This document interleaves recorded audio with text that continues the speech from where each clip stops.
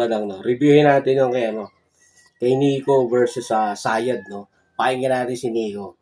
Hindi ka mananalo kahit maghawa ka pa ng limpak-limpak na diksyonaryo, magsabay ka pa ng litanya ng rosaryo, at kahit magtawag ka pa ng albularyo. Di ko mananalo kahit limpak na albularyo ay na diksyonaryo, kahit magtawag ka pa ng albularyo. Putak ina, lupit yun. Tuloy natin. Paano ka mananalo sa kalang kabayo nakikipaglaban sa praning na demonyo? Paano ka mananalo? Isa ka lang kabayo, nakikipagdigma sa praning na demonyo. Utak ina Nico, sa mga pinagkukuha to. Tuloy natin itong pag-review kay Akata Nico Bano. Play natin. Tuloy pa ba? Para magmukha tong tanga. Tinanong mo siya kanina, ano ang iyong nire-representa? Sabi niya, produkto 2-3. Habang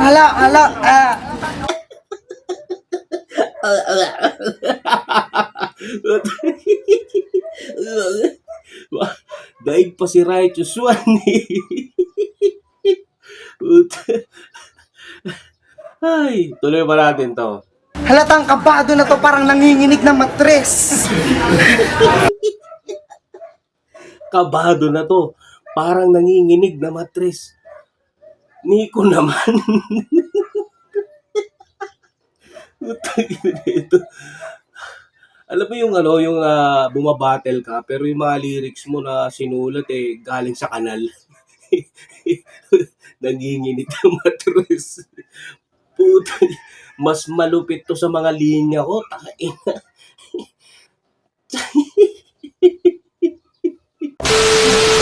Pakinggan natin ulit to si Delubyo, aka Akata. 5 segundo, tangin na mo, umuwi ka na sa Manila ng lumpo. Time! Sa minuto kayo sa... Siguro, takin mo. Umuwi ka sa Manila ng lumpo. Tangina yan. Paano mo malulumpo yung tao? Sa ganyang bara mo. Magaling pa yung mga bata sa kalye.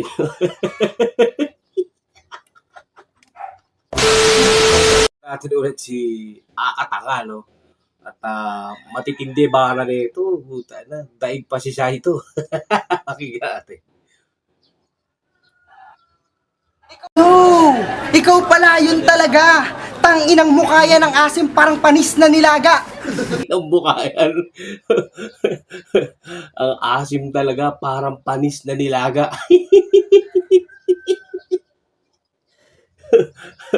Tang-ina si Nico. Ay, nako, isa pa. Hindi ka mananalo, mukha ka lang aso. Kung parehas tayong aso ko, Siberian Husky isang askal.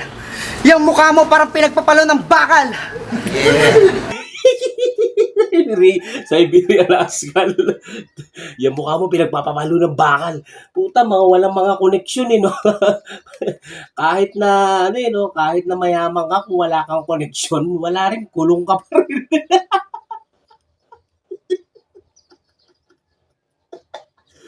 Putang ina.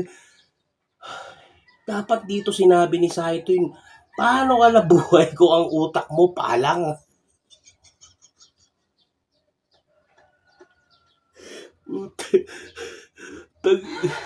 Ang lupit mo, grabe.